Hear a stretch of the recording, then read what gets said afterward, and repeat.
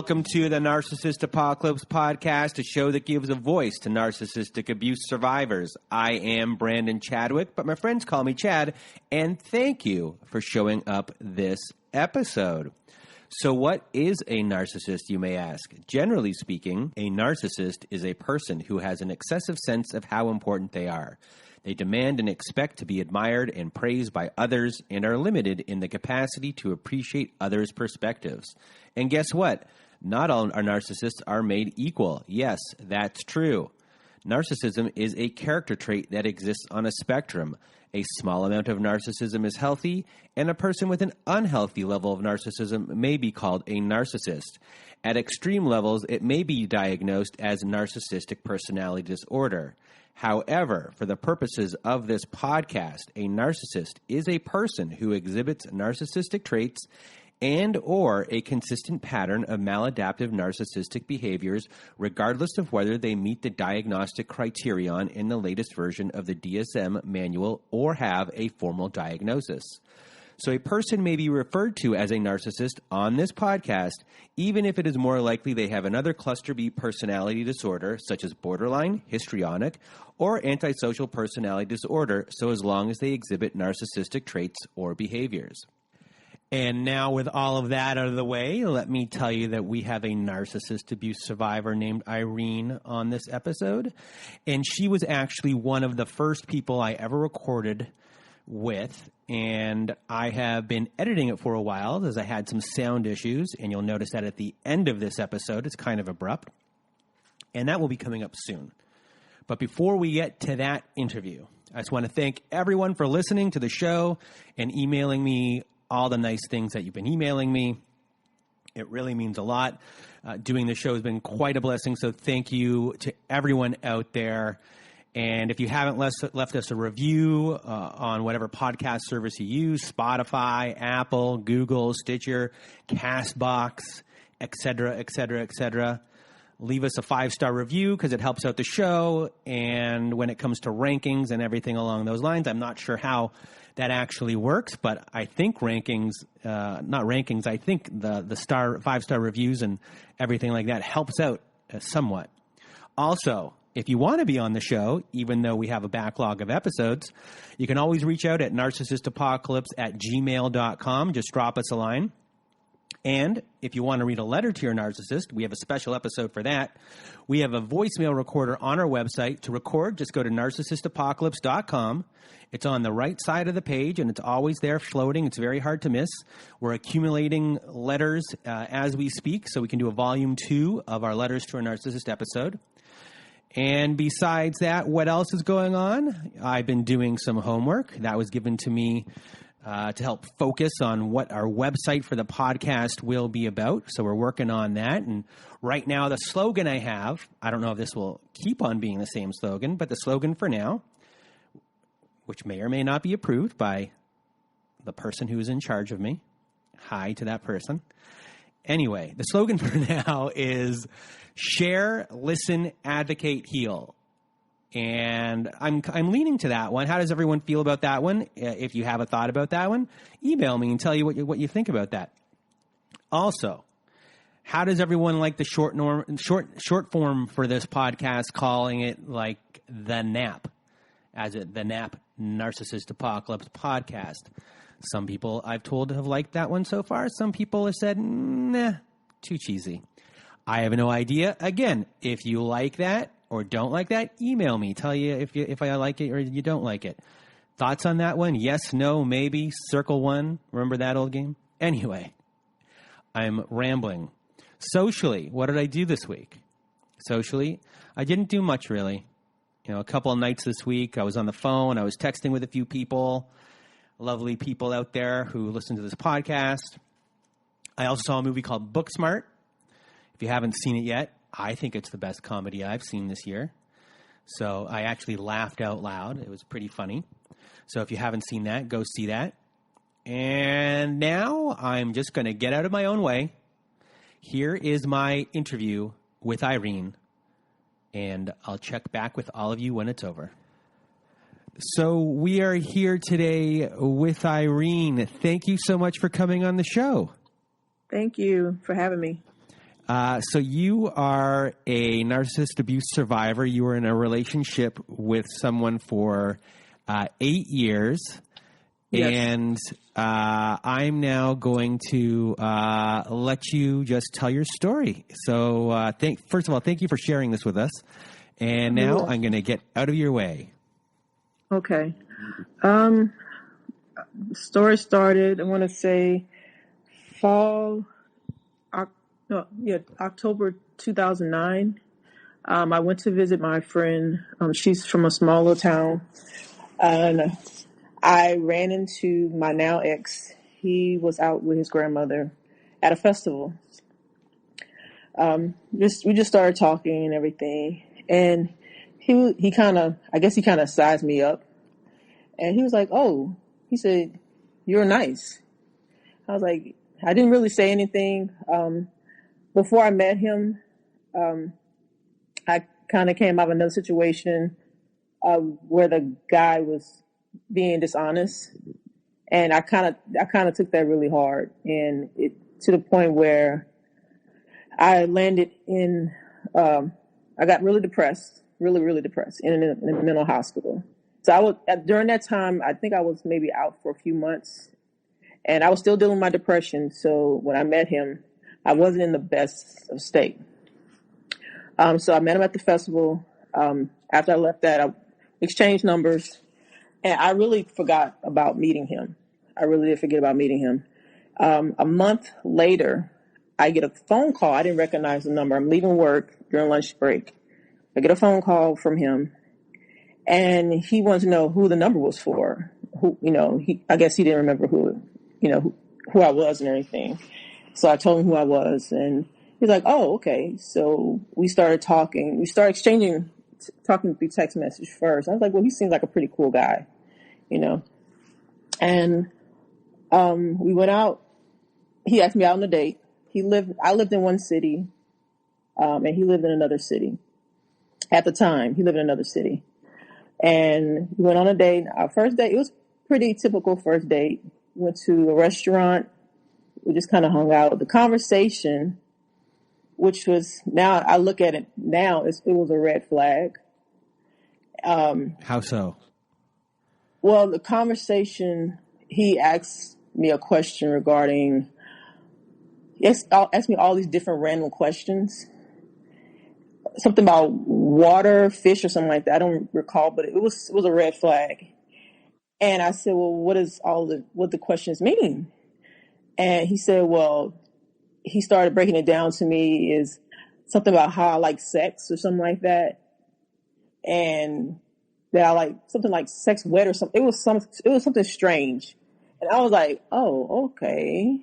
Which I was like, oh, all right. So I thought, hey, I was like, this is not going anywhere. So I told my friend, apparently my friend, she knows him and everything.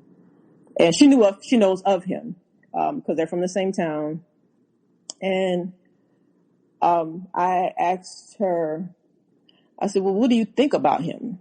And she was like, well, he's good, to go hang out with, but she was like kind of hinting that I wouldn't get serious with him. I said, well, in what way? I said, I'm like, has he been involved in a relationship? He's like, yeah. I said, well, what are the red flags? She's like, she just heard, my best friend was like, well, I think he's just messy. She said that was the only thing. I said, that's the only thing? She's like, yeah, I think he's messy. He's very messy. I don't like the people that he hang around. I was like, okay. At that time in my life, it's like my late 20s. I'm 39 now. And I'm like, I had this idea, hey, I like to see how people, get how people think, but I want to see them for myself, and I don't want to be judgmental or going off judgmental like that. So I was like, okay, so we just be friends or something like that. So I went back home, to my other city. I lived an hour away. And so we were talking on the phone. And at this time, I was living with my parents. I was going through some financial hardship at that time. And as we were talking on the phone, and he started telling me this whole spiel, hey, I know that you've been hurt before. I would never hurt you. You know, it's just being charming and just laying it on. You know, saying everything I want to hear. Yeah. That he knows that he's your protector. Yeah. And he was just saying everything like, I know you've been hurt before. You know, I just give me a chance to show me, so I can show you who I am and everything. And I want to be able to give you the life that you need. And, you know, I'm early. I'm like 28 at this time. I'm like, well, dang, I never heard anyone talk to me this way. And so it kind of swept you off your feet. Yeah, swept me off my feet. From that point on, I remember it was the middle of the night. I drove to his house at midnight. It was foggy. I couldn't see anything. I'm saying to myself, what am I doing? What am I doing? I drove to his house that night, and we ended up sleeping together that night.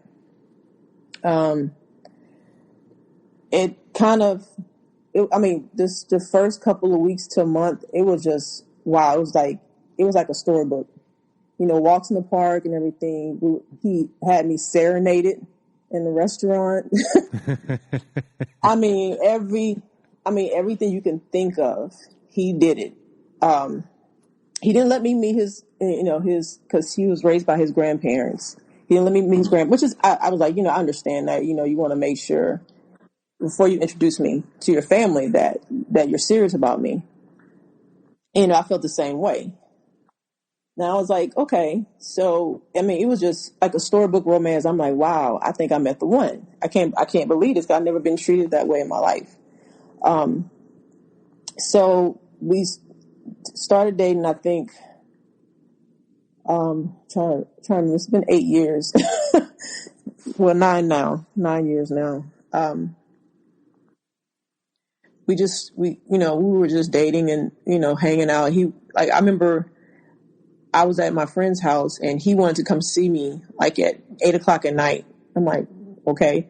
And it was raining really bad. And he drove across this, and where I'm from Louisiana, and they have this little thing. It's like this bayou you have to cross. And when it rains, you can't see anything. And he drove across that in the storm to come see me at night. I'm like, wow. I'm like, he must really like me, you know. He risked his life to come see you. Risked his life to come see me. And I was like, wow, I can't believe this. So a few months later, things go down the road, and, you know, things were getting hot and heavy. This is like, to back up, this is like that was my first real relationship. I've never been in a relationship before.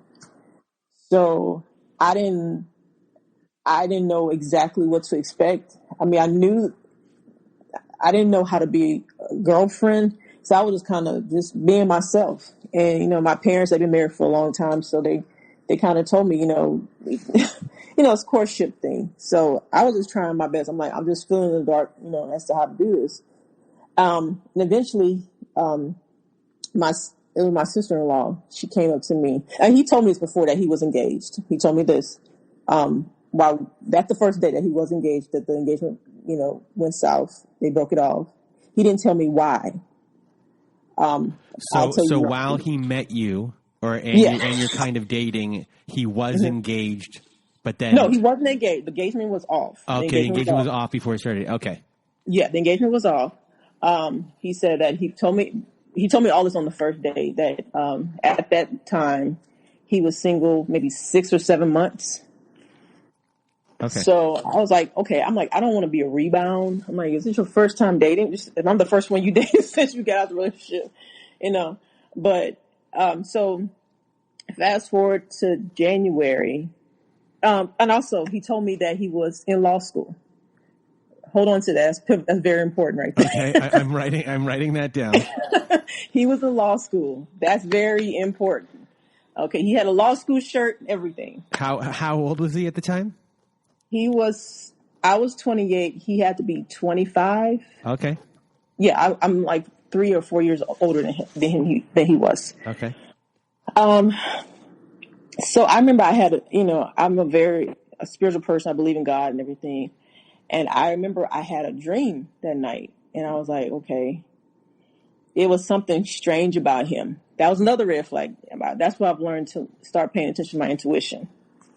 And the dream that he got involved with a friend. And I was like, no. I just kind of shook. I was like, this is just a dream. Did you look that up on like the dream on the internet? Yeah, I did. Yeah, you did? Yeah, I did. Yeah. What did it say? Yeah. I don't remember what it said, but I pay attention to dreams, and I don't remember what I thought at the time, but I was just being cautious, real cautious. So I'm still living with my parents and everything. He told me that he had an apartment in the city that I lived in, because he was going to college there too. He told me he was in law school. The law school was in that city. So he was driving an hour back and forth. That's what he told me. That he was in school, but not for what I thought he was for. Okay. So he told me that, I'm going to New Orleans to go take the bar exam. I was like, oh, okay. So he's like, well, he's like, the bar exam, I think is like 2 or 3 days or something like that. So I won't be in contact with you. So I'm going to be down there. I was like, okay, it's been 3 or 4 months. I didn't really think much of it. So your relationship is now 3 to 4 months in. Yeah, we're 3 to 4 months in. Okay. Yeah. And he's like, he's going to take the bar exam and everything. I'm like, oh, okay. He's going to take the bar exam for the Texas and Louisiana. Remember, keep that. That's important too. Okay. I'm writing this all down. Okay. So, something in my intuition told me, you know what? You may want to check to see if the bar exam is really going on down there. So I had a friend who worked at the law school that he claimed to have gone to. And I was like, hey, I called him. I said, hey, is the bar exam going on in New Orleans at this time? And he was like, no. He said the bar exam was last week. I was like, what do you mean? He said, the bar exam. He said, everyone from here took the bar exam last week. I was like, oh. I said, well, why did he tell me he was taking the bar exam now? So I called down to New Orleans and I asked the same question. And I was like, I asked him, I said, is the bar exam going on right now? And they was like, no, that was last week. So for 2 or 3 days, he came back from the run. He had his clothes. He was driving his grandparents' Mercedes. He had clothes, and he stopped by to see me at my parents' house. And I was like, oh, I was like, okay, how was the bar exam? Oh, he said, oh, it was so hard and everything. I was like, oh, okay. I was like, okay, so that kind of... Oh, so you didn't even call him out on it yet? No, I haven't called him out on it yet. Yeah. So I was like, oh, okay. So, and I knew that the bar exam wasn't what at the time he said it was. And so, I knew something was right. I let it go.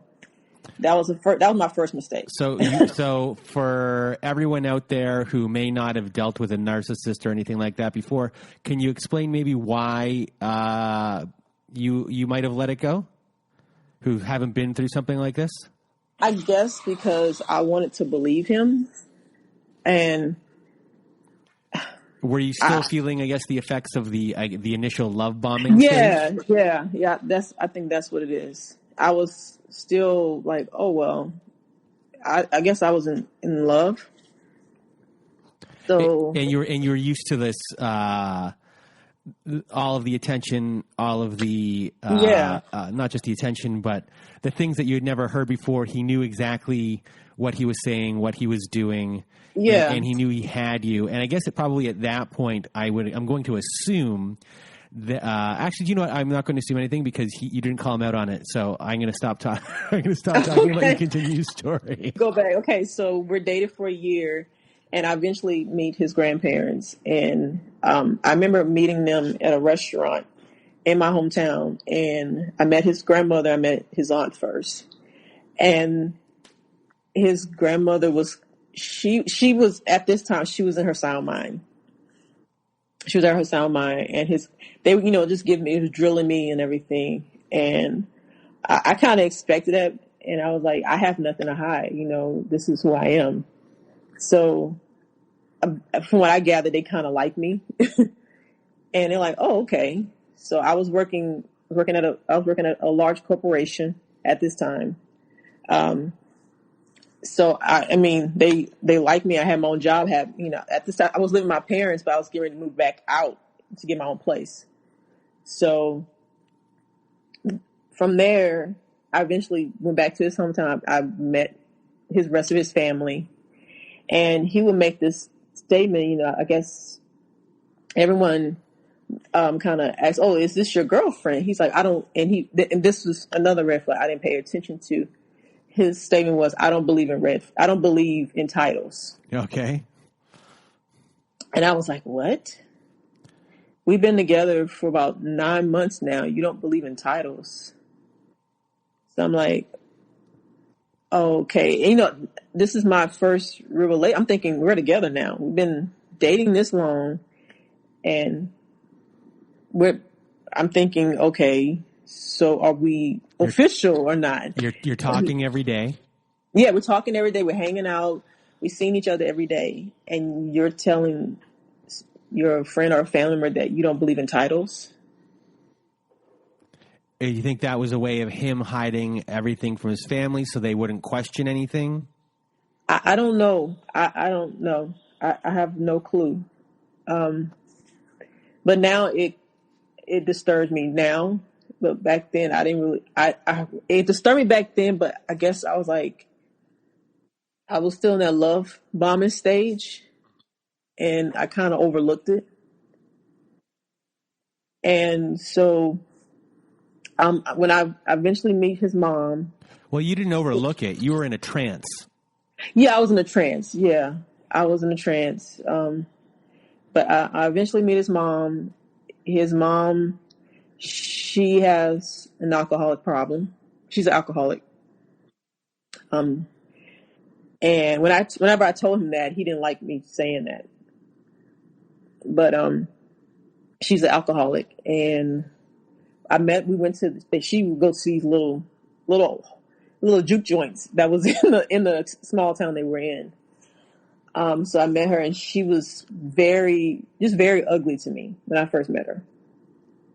And he had to talk to her and, kind of like, don't act that way, just tell him, don't act this way. This is Stalin, this is so don't act this way. You be nice to her and everything. And I just feel like she was very, very, came off very like this standoffish. Like, I don't know who you are, but I don't want to be bothered by you. That's what I kind of got from her. Like she was a snob. I'm sorry? Like a snob? No, she wasn't a snob. She was, you can tell she had a hard life. Okay. And she just had this tough exterior to her. And she was just like, I don't want to be bothered, she comes off very, very straightforward and very, like, I don't know you. I don't want to get to know you. Yeah. That eventually changed, she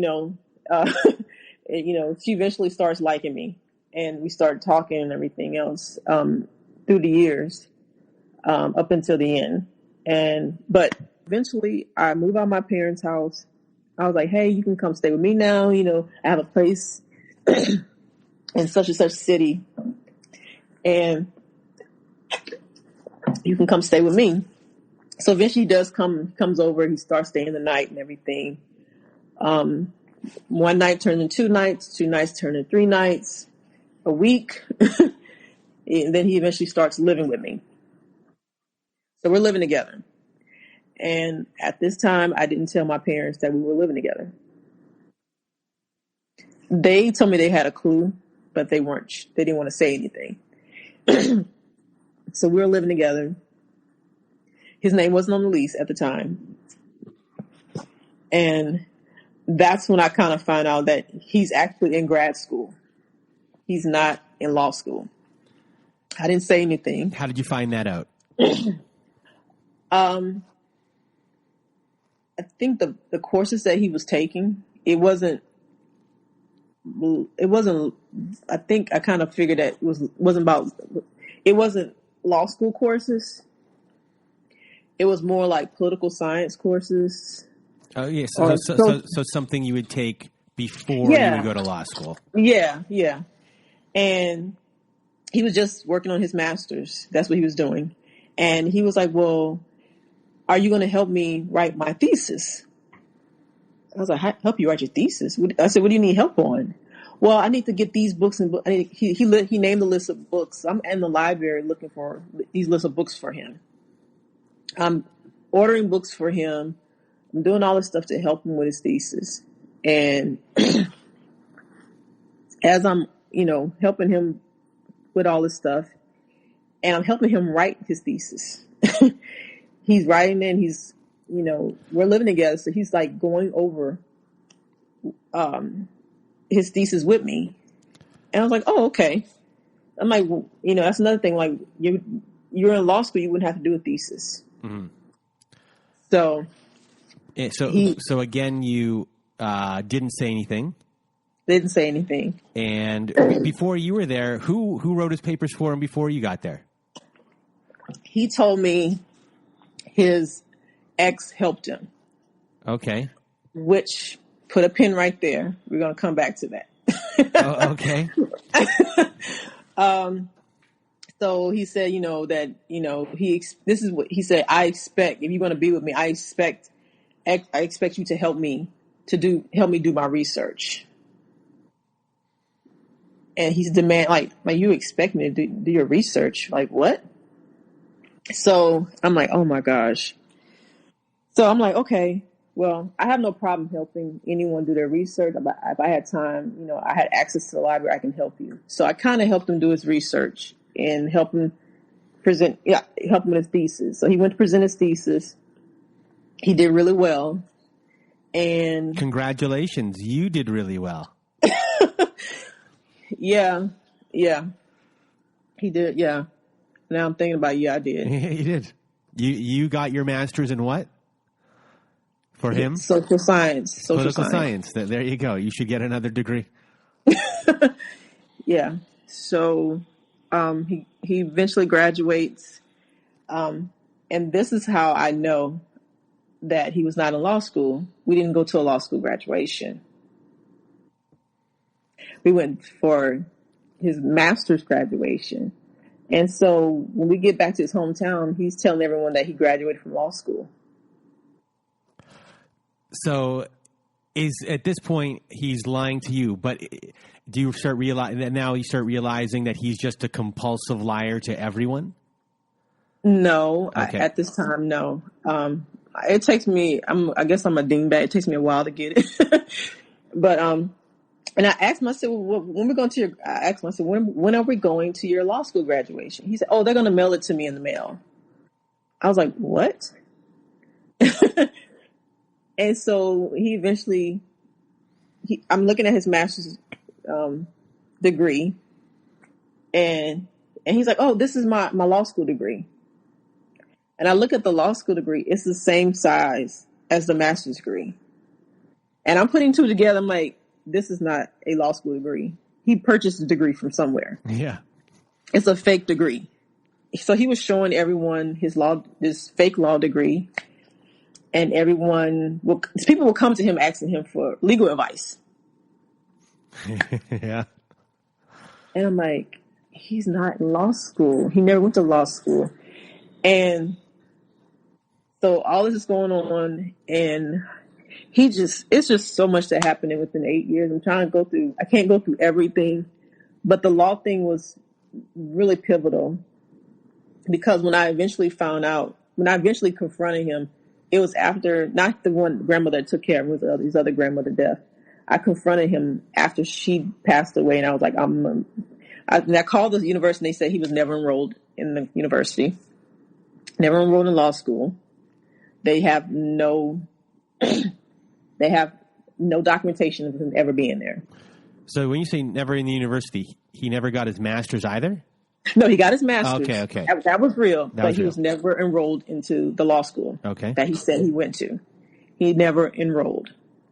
I'm thinking maybe he probably was in there. He dropped out. No, he never enrolled. He was never admitted into law school.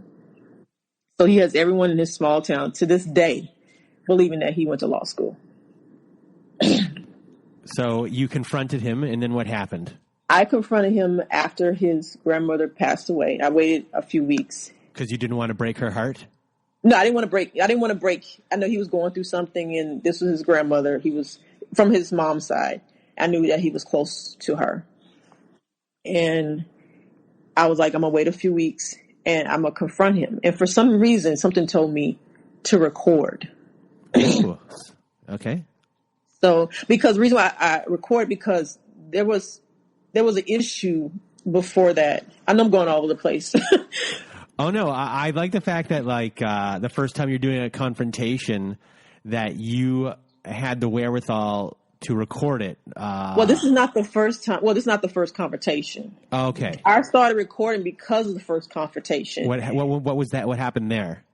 Well, that first comment, he met my sister. My sister pretty much came off. She was like, my sister, if you were to meet my sister, she's this very short person. She's very opinionated. She's like my mother, but she's a little bit more direct. And he for some reason, he did not like that she didn't like him. Because she could see through him. She saw straight through him. Yeah. The people, narcissists, everyone's listening, narcissists immediately or sociopaths or psychopaths, when they meet someone and that person sees right through them immediately, they know that person has seen right through them. And there's just this weird tension and everything that's going along with it. They know that this person knows.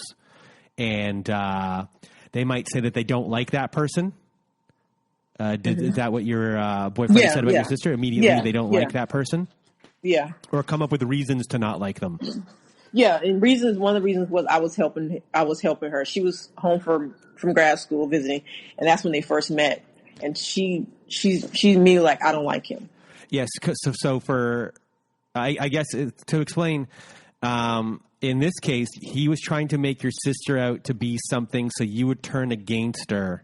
Yes, therefore, that's what he wanted me to do. Because he knew that she would be a person that would help you fight against him.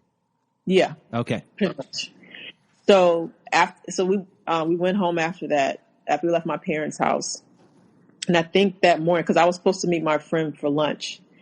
And that morning, and all of a sudden, he went into this rage. I've never seen it before. Like the eyes and everything. I've never seen that side of him before. And he just got in my face. And I'm like, I'm in the kitchen. I'm putting things, I'm cleaning the kitchen. I'm putting things away. And he just got in my face and started pointing his finger. And my first reaction is, let me get away from you. That was my first reaction. And whenever I try to walk away, he will follow me. And like I would go to the bedroom. And I got to the point where I just got tired of him berating me. It was like he was tearing me down about my family and everything else.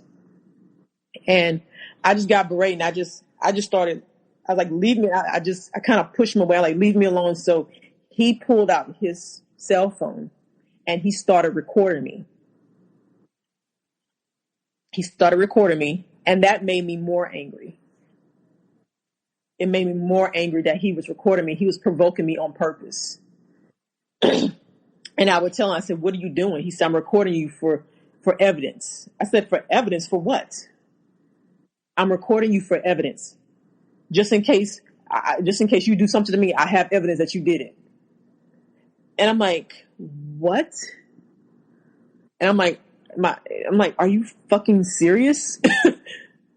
Evidence that I do something to you? I haven't even touched you. He's like, you just, and I was trying to walk away. I remember I walked out the apartment and he was trying to stop me from walking out the apartment. And my thing is, when I'm angry, the first thing I want to do is leave the situation. For me, the best thing for me to do is leave. He's like, no, I don't want you driving like that, angry. I said, no, leave me alone. I want to get out the situation before I do something. And we were just going back and forth. I've never argued like that before with anyone. And he just started it. And I'm like, what the hell? So I went to my friend's house and I was sitting at their couch. I'm crying and everything. I'm like, we just had a fight.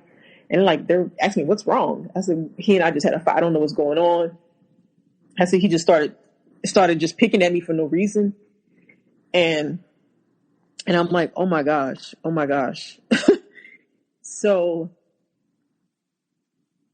all this is happening and it's like maybe 12 o'clock at night and he's still in the apartment. I'm like, I refuse to go back in there. So I'm trying to make a decision. Should I sleep in my car or, wait till he goes to sleep? Because I didn't want to be around him at that time. So I'm like, I've never experienced that type of argument. Never. I've never been through that. But what I noticed is that that's normal for his family. They argue like that. And I've seen them argue like that. And that's normal. All of them, that's how they interact with each other when they argue. And I'm like, wow, my family, we have never done that. Never done that. So that was foreign to me. So that was one argument we had. Another argument, something happened and I just left the apartment and I had very little money on me. I'm like, do I go get a hotel room or do I sleep in my car for the night? I was this close to sleeping in my car. I'm sorry. I couldn't go back to my parents' house because I didn't want them to know that we were living together. So I was like, I'm gonna go ahead and just get a hotel. I didn't have much money. He wasn't helping out with the bills. I was paying for everything. And he was living with me. So I went and got a hotel and he stayed at the apartment while I wasn't there because I had to get away from him. That was another instance, and it's so many instances. Like he was being mean to his grandmother. Now, at that time, his grandmother is now suffering from Alzheimer's. She has dementia. And he would do things to provoke her. And I'm like, why are you doing that? And he was just being completely disrespectful. And that was the first time I actually saw. Well, that was not the first time. This is the first time I actually paid attention to the narcissistic, the glare. That I was like, it scared me he was sitting in the dark and I was like, oh my gosh, I need to get away from him. So at that point you felt that, I wasn't safe. You weren't safe, that he was more of a predator. Yeah. And he had that narcissistic stare as if I can kill you right now, I would. Mm-hmm. And get away with it. Yeah. And I left and I went because at this time his grandmother and his grandfather took his grandmother to the nail salon. So I went with them. I just went and sat with them. I drove and went with them. They were like, what's wrong? I said, I didn't say anything. But he was sitting in the dark and he was I just had to get away. Because once you see that stare, you never forget what it looks like.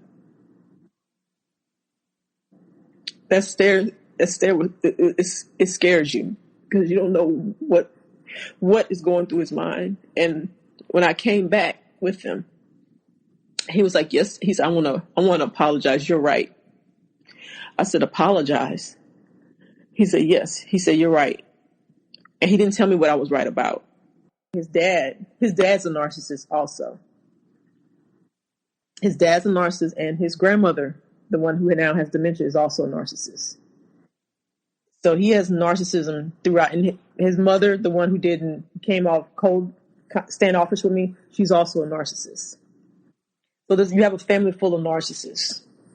His dad is a narcissist, and he would do a lot of triangulation between me, his dad's family, and his other siblings. So they'd work together to put you down or make you put think me you're down. crazy or things like that? Yeah. Like, this didn't happen. Joey over here says it didn't happen either, so therefore you're wrong, even though Joey knows. Everything. They knew he was doing wrong, and they defended him. They knew that he was being abusive towards me, and they defended him. Mm-hmm. It's like no matter what he did. Oh, because he was funny. Did they ever use the line like, but he has a good heart? Anything like that? I've heard that before. He would even say that. I have a good heart. I have a good reputation out there, which he doesn't. He does not have a good reputation at all. So when his family started really getting involved in it, now we're at like how many years in? Like when they're we're like 6 years in. Yeah, so it took them a long time, but eventually they became part of the whole. Take me down. Take me down. Yeah, so you're being verbally abused at this point, or are you being physically abused at this point? There was a lot of gaslighting going on. Mm-hmm. A lot of gaslighting was going on. They helped him. They would just his stepmom in particular. She would be very critical because they were all about having these big houses, these expensive cars, and all these material things. And they thought they were more than anybody. If you didn't have that, you were lesser than them. So we're 6 years in. This is all going on. You're being gaslit. You probably think that you're going crazy.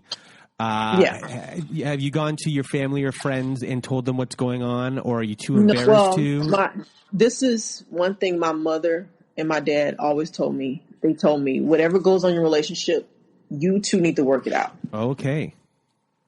And that's what I was told. I was always told. So that was the example, and you tried to do it even where maybe if they said something differently growing up, you would have gone to them sooner, and this could have stopped sooner, possibly. Yeah. See, at this time, I didn't know about gaslighting. I knew he was a narcissist. I knew he had narcissistic tendencies, but I didn't know about narcissistic personality disorder. I didn't know about that. I didn't know how he was psychotic. I didn't know any of that. It's about to get worse. Okay. Bring on the worst. The worst. Okay. So 2014, my company decided to sell the business that I was in. Yeah. So I had an option either to move to New York or to move to South Carolina. I talked them out of that. I didn't want to go to New York. So they were like, well, we're going to sell the business that you're in to another company, and they're going to decide where you go. So the business was bottoming out, and they were like, well, okay, well, you're going to have to move to South Carolina. And my first thing, I don't want to do that. I don't want to be away from my family. I don't want to be away from him. I want to be nearby. So my old boss, he's like, well, I hear there's a job offer in Houston. Do you want to go to Houston? I was like, okay. He said, yeah, so-and-so from the company that I was at, he now works there. Two people from that company used to work there. So I interviewed. He drove me over there for the interview. He just graduated from grad school. He drives me over there for an interview. I go over there for an interview. I get hired on the spot. I'm like, wow. So I'm like, okay. They're like, well, how soon can you start? I'm like, well, I guess I'm moving to Houston. Now, mind you, his dad and his dad's family live in Houston. So I'm like pretty much like 20 minutes from where his dad and them live now. And his sister, all of them, they're living in that area. So I'm like, okay, so I'm moving to Houston. My parents, they were ecstatic, like, oh, great, you're moving to Houston. At this time, my sister graduated from grad school. She's living in another city. She's working. Everybody's doing well. And he got my dad kind of told me, he said, he's jealous of you. I said, why? I said, he said he was happy. He's like, no, he's not happy. He's jealous of you because you got here. He just graduated with his PhD and you got this job offer in another city. And I'm like, well, I said, well, how is that possible? I mean, he can't be jealous. So he's helping me find a place to live. We're over in Houston trying to find a place to live and everything. He's going to come to Houston, and he's telling me he's going to come to Houston to live with me. So we get to Houston. I get a place to live. So what I do, I am a chemist, and the lab that I was working at was the place that he picked the place out for me. He said, well, I want you to be right around the corner, not that far from your lab. So I don't want you to be too far. You get stuck in traffic. I'm like, okay. So he's looking out for me. Well, he's like, so he was looking for jobs in Houston and everything. He couldn't find a job in Houston or at the pay rate that he wanted. That's what he couldn't find. So he got hired by his university. He was doing something at the university. When he was doing assessment, he was assessing students in their performance. So he got hired. He got really excited in that career. And I was like, well, you can do the same thing at this university here in Houston. You can do it at this university. And he was content. Before I moved over there, he started crying. And I was like, why are you crying? And he was like, well, what's going to happen to me? I said, well, I have the apartment in Houston. I said, my name will still be on the lease back in the apartment, back in my hometown. I said, your name is going to be on this lease too. So we would just go back and forth until we were able to get together. And he was like, okay. We're going to work this out. So, 2016, so we're just going through emotions. 2016 happens, and July comes. My dad had a massive heart attack.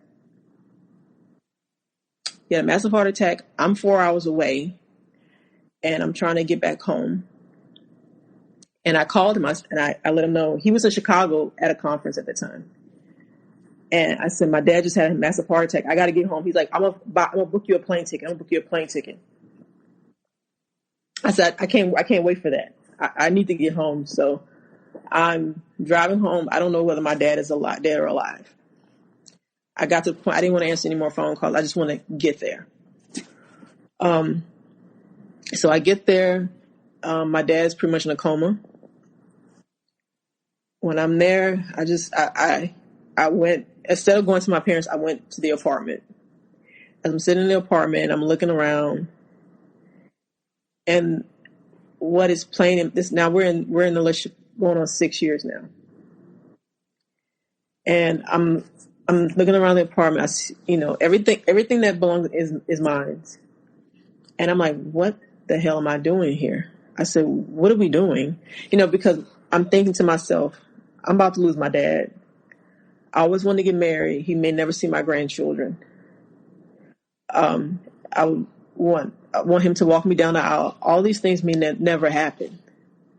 It can be taken away from me within a day or two if he doesn't wake up. So as I'm walking around the apartment, and I'm looking for night clothes or something like that, because I didn't pack anything with me. I just got on the road. I was just going to go sleep. And as I'm going through the drawers, and I opened his drawer. I noticed there was a pack of condoms. And I'm like, why does he need condoms? Because we never use condoms. I'm like, why are you using condoms? And I was like, no. So I started freaking out, and I started pulling stuff out the apartment. I started filling my car up as much as possible, everything that I can get in my car. The big things I couldn't get out, I didn't have anyone help me. Once again, I didn't want my parents to know that I left all my stuff in my apartment. I didn't want them to know. My dad eventually wakes up. He wakes up and everything, and he comes to my ex comes to the hospital with all my family there. And I just looked at him strange. I was talking to him as normal. But I just looked at him strange. Something strange was about him. There was something strange about him. And I was like, okay. I said, well, I'm going to head back to Houston. I have to go to work, but I'll be back. And he was like, okay, he gave me a kiss and everything. And I told him I'll be back this weekend. I said, I'm coming back this time on the bus. Are you going to pick me up? He's like, yes, I'm going to pick you up. So I'm on the road heading back, and he walks into the apartment, and he noticed that all the stuff that I had in there, I took everything out. And he immediately goes off on me. Now, mind you, this is all the stuff I had before I met him. And he immediately goes off and says, you took my stuff. You took everything that belongs to me. Why did you do that? And my first mind, I'm like, what? I said, none of that belongs to you. What are you talking about? I said, everything in there is still my stuff. Whether I'm there every day or not, that's still my stuff. And he's like, you did this. You broke my watch. I'm like, I didn't break your watch. I didn't even touch your watch. I didn't touch none of your things. And he's like completely going off and like this little kid rant and accusing me of everything that I've done. And I'm kind of like, oh my gosh, what? I'm like, what is going on? What is going on? So before I moved everything out, I noticed that there was some women's shoes or socks in the apartment. And he told me that was his sister's stuff. Because her trailer flooded and she had nowhere to put it. I'm like, well, there's a storage unit where she lives. Why she has to bring it over here? Pin mark right there. That's pivotal. This before he changed the lock, I noticed all this. And so when I come back to town the next time, I noticed that he changed the locks. The key that I had did not work anymore. I couldn't get in there. And mind you, like I said, my dad, he wakes up and everything. And then all of a sudden... So you just had the worst day of your life. Yeah. And he's acting in a way that is like this didn't even happen. Everything is now about him in a way. And eventually he changes the locks on you because of this, his mind, I guess, he's changed the locks because he doesn't want you snooping? He doesn't want me snooping or taking anything out of there. Okay. The reason behind it was because he was cheating. Yeah. The whole time. So 2017 comes, he gives me a gift for Valentine's Day. I'm like, okay. So it's now 2017 and you still haven't broken up. You know that it has been cheating, but it hasn't been. No, I don't know that he's been cheating. Oh, but you have a suspicion. I have a suspicion. Yes. So let me go back. 2016, his friend gets married. The one that was married to someone, he's now getting married. We go to his wedding. And he's acting very suspicious. And as I'm trying to talk to him, he gives me this narcissistic stare. Like this smirk.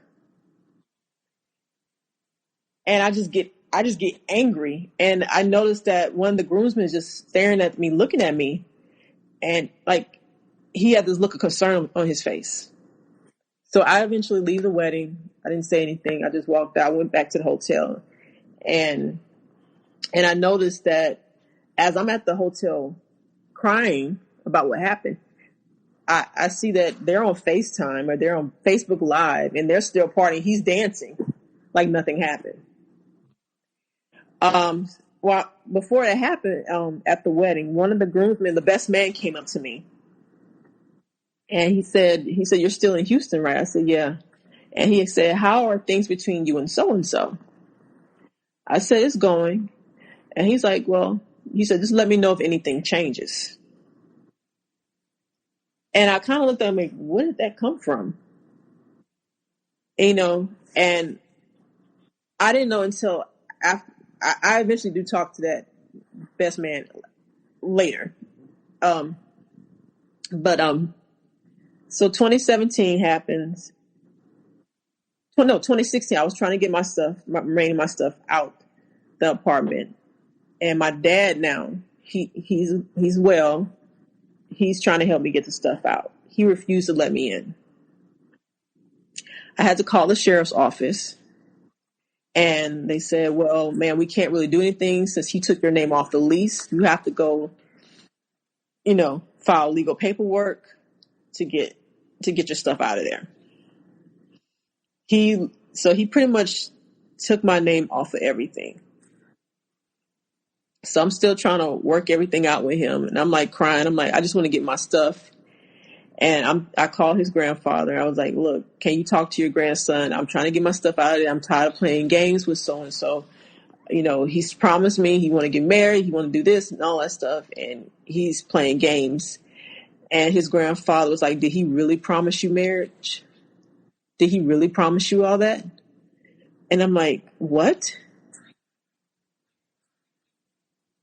So all this is going on. So 2017, like I said, he gave me the computer. He gave me the computer for Valentine's Day. Maybe that was 2016. He gave me the computer for a computer for Valentine's Day. Then around December, I noticed that the computer he gave me had property of the school that he was working at. So instead of going to buy me a computer, he gave me a computer that was from the school. So it was a loaner. A loaner. Yeah. And I was like, I don't want this. This is theft. I don't want this. So I sent it back to him, and I erased all my information. I'm like, I don't want nothing. I don't want anything to do with this computer. You're still in a computer from school. You're giving me a computer that's stolen, that he purchased from his grant money that he got from school. And so I'm like, I don't want this computer. Which is so funny because with Apple products, you can pretty much trace anything. And then I kind of noticed that the computer was in Colorado. I was like, what is the computer doing in Colorado? Oh, he said probably one of the students got it. I was like, oh, okay. Well, he went to a conference in Colorado, and that was, I want to say, I don't remember what year, 2015, but he went back again in 2016. He came and visited me in Houston first, and then he flew up there. Colorado's, put a pin on that. That's significant too. So 2017 comes, and it gets to the point where I can't reach him anymore. I'm trying to track him down. I'm like, where are you? I need you for this. And, we're still trying to work the relationship out. Well, I was in my part. I was trying to work the relationship out. But he was telling me, well, I'm about to go here. I'm doing it. He's still talking to me like we're a couple. So mind you, throughout this whole period, to back up, he didn't have his driver's license. So I helped him. His driver's license was suspended. I helped him get his driver's license. I helped him do that. I helped him because he was about to go to jail. Then I found out that I found some paperwork that said he was, this is all before everything happened. I found some paperwork that said that he owed back child support. And he said, no, that's not real. The person tried to sue me for back child support. We took care of that. The state just haven't expunged it or something like that. And then I hear it comes up again. His own dad is now lying for him, saying that the child is not his. So all this is happening. So 2017, he just got really, really strange. And then what basically came down to it, October, he asked me for money. I was sending him, like we usually do, I was sending money and everything. And he wanted $300 or $400 from me. I said, what do you need $300 or $400 for? He said, I needed to take care of this bill. I'm like, no, I don't have it. Well, he was getting ready to go to Africa. He said, I'm going for work. Yes. He said, I'm going to Africa for work. I said, okay, where you going to? I said, what are you doing? Because like he works for university. They're probably doing recruiting, whatever he's doing. He's telling me I'm going with Dr. So-and-so and this professor and this professor. I'm like, oh, okay. So he will be gone for about 2.5 weeks. Understandable. So as he's in Africa, he leaves and he calls me before he leaves. He tells me, I love you. He said, I'm in New York. I love you. I will reach out to you when I get back. I was like, okay. So as he's in Africa, I'm reaching out to his grandparents to make sure they're okay. They have everything they need. His grandfather was like, oh, I'm fine. Just we're fine over here. So he gets back and I just like, okay, I'm just trying to reach out. And he's like, yeah, we just landed. We're trying to get a rental car to go back to the city and everything. I was like, okay, all right. So I called his office. I talked to his secretary the next day.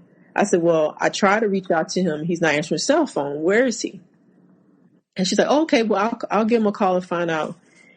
And so now, any other time when I try to call him, he doesn't answer his phone, like his phone will go straight to voicemail or I can't reach him. But that day he blew up my phone, but because I was so busy, I couldn't answer it. And a few days later, I called again and I couldn't reach him. But this time, he's back from Africa. I reached out to his grandfather and I was like, well, do you know where so-and-so is? I'm just trying to reach out, trying to get in contact with him. And his grandfather tells me, you need to leave him alone. And I'm like, what? I'm like, where's this coming from? Where's this coming from? I'm like, leave him alone. I'm like, I'm in a relationship with him. He's like, no, you need to leave him alone. He don't want to be bothered with you anymore. And I'm like, wait, what?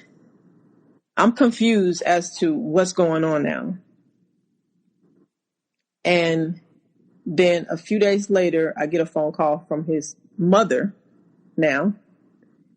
And she's telling me if I don't leave him alone, she's going to get an attorney after me.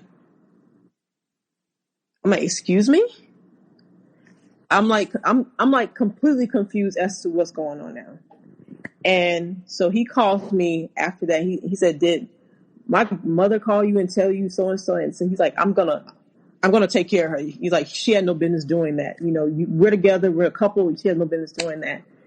And so at this point, I got tired of the games. I got tired of the going back and forth. So I decided I'm going to contact my attorney. I had him send a letter to him and let him know, hey, you need to turn over X, Y, and Z.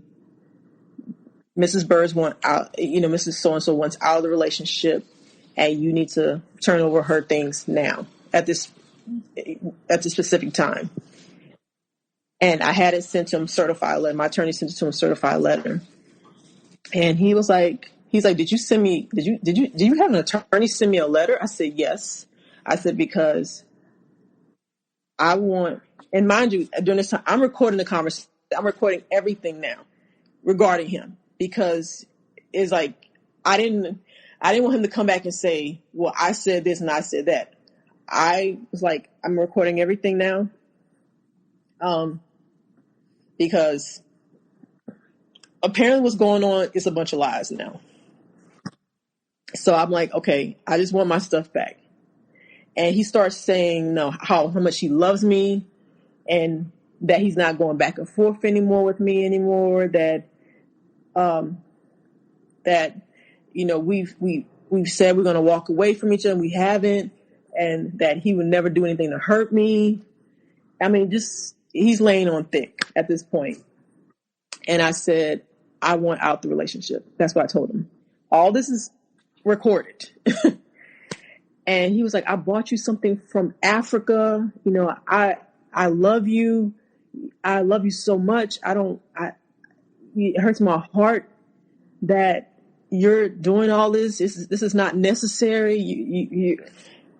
And he was like, you know what? He said, this is what you want. The relationship is over. I said, I want out. I want out of the relationship. So after we left, after we said the relationship was over with, a few days later, he contacts me. Oh, I need $400. Excuse me? What do you need $400 for? We're not in a relationship. Don't you have friends that you can contact? Well, I need $400. And as stupid me as I did, I sent the money to him. My thing is, I just wanted my things back. He had a bed, he had my table, TVs, he had everything. I had personal stuff from college in there. He had everything. And even some of my clothes, I had a dress, a very expensive dress. I could not find, to this day, I think, I'm going to tell you what I think. But, so I contacted one of his friends. I was going through it and he was like, well, he was telling me about we going to do this and we're going to do that. I'm like, who is we? Who is we? I'm like, are you cheating? Do you have somebody? You know, I'm thinking to myself. And then I contact one of his friends, and she happened to be nice to me the whole time while we were together. And she's telling me, I was like, and I asked, I said, why do you think he didn't want to marry me? Why do you think that he didn't want to be with me? And she said, what do you mean? He just got engaged the other day. Whoa. To the other person. He got engaged a month after I walked away from him. 2 weeks after my birthday, he got engaged. And what I found out was he moved the woman into my apartment with my name on the lease. He went to Africa with her. She's Nigerian. He went to visit her at Fort Carson. She was in the military. And Fort Carson's in Colorado, correct? In Colorado, okay. Yes. And not only that, but I also found out that she was not the only one. Remember the wedding? Yeah. Well, he had a 6-month affair with one of the bridesmaids. So that's why everyone was making eyes, but she wasn't so the Colorado person was the winner of this sweepstakes, but ultimately she doesn't know this yet. She is the big loser. No, she doesn't know this. Yeah. He had a 6-month affair with one of the bridesmaids where the bridesmaid got pregnant. Oh. From what I was told. This is devastating for you to hear. This says you're a month after, and now you're hearing all this a month later. What has happened when you hear all of this? I got all this information maybe 2 months later, because after he got engaged, he was trying to hover back to me again. So he still was okay. So I guess at that point, you want nothing to do with him. Do you start seeking out what has happened? Yeah, this is how I found out. Seeking out like what that he is a narcissist and. Well, at this time, I didn't know. Yeah, I was just getting all this information. A third party told me because he apparently did some things to this person, and this person didn't care for him. And this person knew what he was doing the entire time. Well, my question to this person, if you knew all this, why you didn't come tell me? So you knew the whole time that we were together that he was cheating with X, Y, and Z. She said, yeah, I would go pick the girls up and bring them to the house. And he would go out with these girls. We'd go have dinner with these girls. He'll be right, and you'll be at home. His friend that was from grad school and his wife. And I'm like, I can't believe this. He said, from what I was told, this person told me, you don't want to know the number of women he's been with.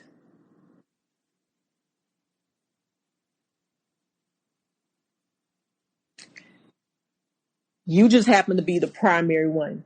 But there were so many other women besides this one. So how have you recovered or tried to make sense of it all? I had to have legal action taken against him. I told him, I said, I want a contract drawn up that he is not to contact me ever. He's not to contact my family. He's not to contact my friends. He's not to contact anyone near me, and not to try to even contact them through me. I said, if he does, he would have a restraining order placed on him, and that he was to sign a no contact agreement. I was going to sign it too. I had no problem signing because I had no reason to contact him. After everything I heard, the cheating, the lying, the manipulation, the gaslighting. Because it got so much to the point I was drinking every day just to make it, just to deal with the pain. That's how bad it was. I was literally trying to numb the pain. I was drinking every day. So I was willing to sign his no contact. He refused to sign the no contact clause. Simple clause saying that I'm not going to contact this person. I'm not going to contact her family. I'm not going to contact her friend. He refused to sign it. Why are you refusing to sign this? If you so much in a new relationship, you're going to have this wonderful life with this person, you have no problem signing that line. Am I right? So he didn't want to sign it. Eventually I got maybe 2 things back. I'm pretty sure he destroyed the rest of my stuff. So how am I dealing with this now? I've been out of the relationship for a year and 5 months. No, year 7 months. I left November 2017. I found out everything in January 2018. So I've been out officially. I have not had any contact with him. I have had to block all his family, all his friends from Facebook, all social media. I blocked everyone. I have no contact with them. I think his cousin said something one time. I forgot to block her on my profile, and it was something nasty. I just immediately blocked her. I've been in counseling for the past year and a half, dealing with the abuse, because not only that, but not only the emotional abuse, there were times he told me I will punch you in your face. There's times he's pushed me down so hard that my head hit the wall. The verbal abuse, to the point where I was lashing out at him. I was cursing back at him. I guess they call it reactive abuse. Reactive. Because I couldn't take it anymore. So I've been in counseling. I've been seeing a counselor for a year. I've been trying to work on myself. I've been doing a lot of yoga. I've done kickboxing, which actually helped out for a while. I lost a lot of weight because I gained a lot of weight that last year in the relationship, and I lost maybe 40 pounds. So I've been trying to keep myself busy. As far as dating wise, I'm not trying to date anyone right now. I'm very careful about who comes around me now. And did your therapist, or when you spoke to someone, are you dealing with like complex PTSD? Yes, I'm dealing with CPTSD. Yes, I'm dealing with that. I have anxiety. There's days I will have flashbacks. I remember, was it last year? And I was somewhere with my sister, and I just broke down crying. And she's like, "Why are you crying?" I just broke down crying because I had a flashback of something that he did.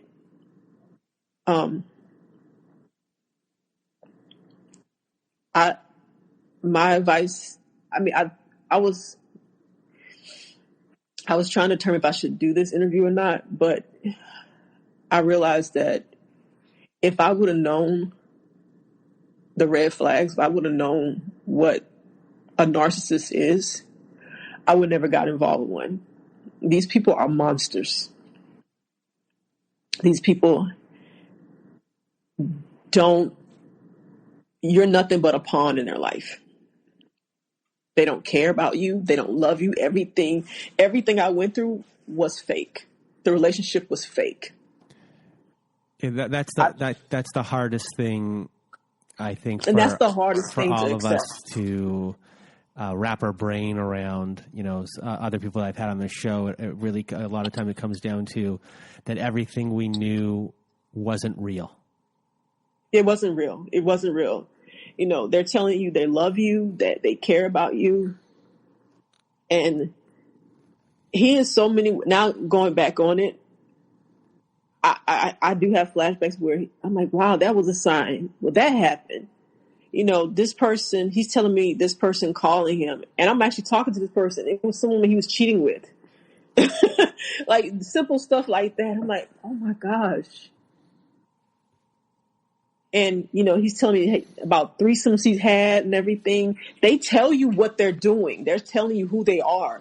You need to listen. You need to listen. Yeah. You need to listen. They're telling you what type of person they are. And when you see people all of a sudden get stoic or get kind of standoffish around them, pay attention to those signs.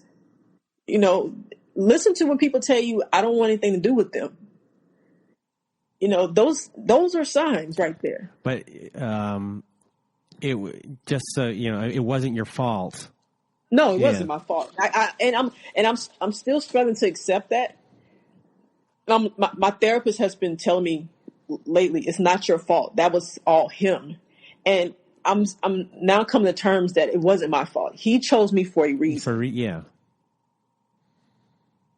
Just like he chose this other person. She doesn't realize that she's being used. He's a pawn. He got engaged to her. He knew I wanted to get married. He knew I wanted to have children. He got engaged a month after I left him. And his sister was helping him. I was confiding in his sister the whole time as to what was going on. And she was helping him to cheat on me. Well, their whole family sounds despicable. Yes. And who knows what goes on within the walls or the confines of that family. I don't want to find out. I'm sure you don't either. No. You found out a little, but like to live in that kind of household, I'm sure is not. Oh, they're completely dysfunctional. Yeah. Completely dysfunctional. The whole family is on both sides. So have you gone to any like codependent anonymous type of things or gone into looking like support groups or? I have gone, when I first came out of it, I did go to a support group with other kind of help with women that came out of domestic abuse.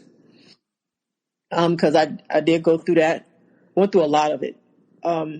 Even after I moved to Houston, I went through all that. I still went through domestic abuse because I was going back and forth. My therapist has done EDMR on me. Yes, she's done that on me. She's going to do another EDMR session with me next month because she did EDMR on the law school thing. Because I guess I was traumatized by that. I didn't know, but I was traumatized by that. She's going to do another EDMR session with me next month. And I just want to, because I had narcissistic therapists too. Oh, so you have a second therapist now? No. Oh. In the past, no. This is before I met him. I had a narcissistic therapist, and when I tell you, they do more damage than good. Oh yeah. So everyone out there, this is a good lesson for people who haven't gone to therapy. When you're looking for a therapist, there are narcissistic therapists out there. There are psychopaths that are therapists. There are therapists. Not every therapist is a good therapist. And and I hate to say this, his friend, the friend that was helping him, the guy, he's a therapist. This world is screwed up. Yeah, he's a therapist. Yeah. He's a therapist, and he had quite a few friends who are therapists, and they were helping him screw over me. So Yeah, and whoever everyone else out there, whoever thinks that narcissists or psychopaths or sociopaths are one element of society, everyone in the story today is highly educated. yes, PhDs, everything. Highly educated, and that the wolves come in all types of clothing, and doctors, lawyers, and one, so. Yeah. So I've been in therapy. I've been doing that, and I've been doing yoga. I've been traveling. I've just been focusing on myself. I'm not trying to jump into another relationship with anyone right now. Just rediscover who you are. Yeah, rediscover who I am. Try new things.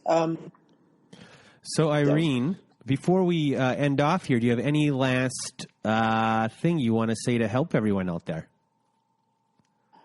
The one thing I want to say is educate yourself. What I've been doing is educating myself about narcissism, what to look for. Try not to keep you from living your life. It's just look at it as a bleep in your life, and that you have now that part of your life is over. You have a better life now because you know what not to look. You know what to look for now, what not to get involved with. So just live your best life and realize that your best life is without that person. All right. Well, thank you for sharing your story with us today. I know. I'm sorry. I've been so long with it. There's so much that happened in 8 years. My mind is like racing as to. No, I think everyone's going to learn a lot from your story, and you're going to help. You're going to help a lot of people. And that is where the audio went fuzzy, so I had to cut it right there. And that was my conversation with Irene. It was quite the conversation. She's been through a lot. Her CPTSD is strong within her, and she's still on the recovery today. I briefly texted with her today, and it's still giving her some problems. She's still having some triggers. So I know myself and the whole entire community with me is sending Irene positive vibes and virtual hugs, and I really hope that Irene continues to progress and get better. And again, I just want to thank Irene for being on the show and being part of the show as one of my first guests. And again, my apologies for it taking so long to come out. Besides that, before we leave, just a reminder to visit our Reddit page if you want to discuss this episode. I'll have some stuff up there tomorrow. So go to reddit.com and look up the subreddit Narcissist Apocalypse with a capital N and a capital A on Apocalypse. Also, once again, if you want to be on the show, even though we have a backlog of episodes, you can always reach out at narcissistapocalypse@gmail.com. Just drop us a line there. Tell me a bit of your story. I'll go through it, and I'll get back and forth with you. Also, if you just want to send me notes, send me a note there as well. And if you want to read a letter to your narcissist, as I mentioned at the beginning of the episode, we have a voicemail recorder on our website. To record, just go to narcissistapocalypse.com. It's on the right-hand side of the page. It's always floating around there. It's pretty hard to miss. We're accumulating these letters to have a volume 2 of our letters to a narcissist episode, which I'm looking forward to because that means I'm bringing my friend back. Who's my friend? Melissa. And everyone loves Melissa. She, if you listen to the earlier episodes, Melissa was my first person that I actually interviewed, and then she became a mainstay. So I want to bring Melissa back because everyone loves Melissa. And now, that's it. The nap is over. That's right. I used the name from the beginning. The nap is over. And until next episode, just take care of yourselves.